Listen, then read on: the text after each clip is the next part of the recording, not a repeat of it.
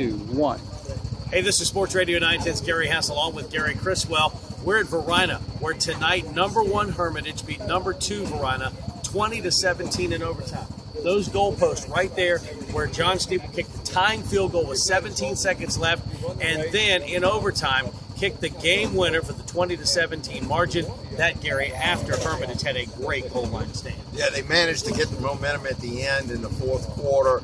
As you can imagine, a last-minute drive will get you, and then they capitalized that they knew exactly what they wanted to do. And as we talked about with Coach Kane in the post game, you know, the kicking game really came through for them. Steeple was money on both attempts under some tough circumstances, and it really was a program win. Hermitage, you know, the young guys stepped up.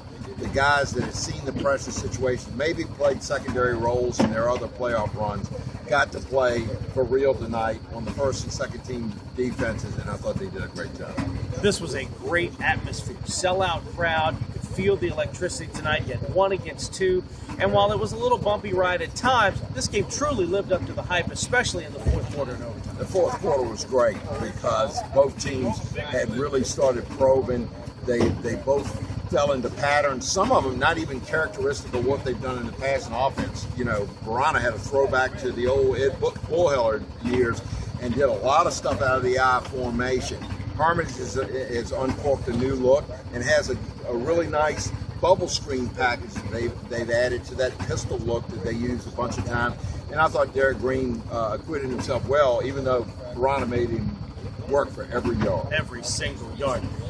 The Central Region's really not going to exist after this year with the new VHSL playoff format, but boy, was this a great advertisement for the great level of high school football we play here in this area. You know, it was a proud moment for all of us. The crowd was great.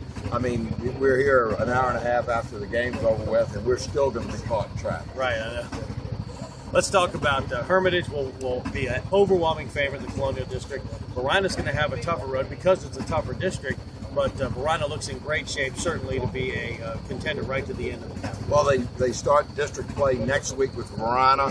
Hermitage goes against, all of a sudden, a Division V playoff contender, Douglas Freeman, who pulled the upset on Atlee, scored a lot of points, won a real shootout, almost 100 points scored in that game. Freeman did it by hardcore running football. There'll be a test next week for Hermitage, but again, I think it's business as usual. Hermitage 3-0.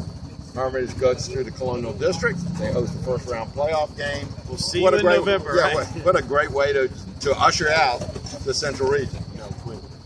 Real quick before we go, next week we've got a Capital District great matchup. Highland Springs Hanover should be a great one. Yep, and both teams were supposed to have tough games tonight, and Highland Springs certainly did. Anytime you go down to Dinwiddie and play Coach King's crew, you know you're in for a dogfight.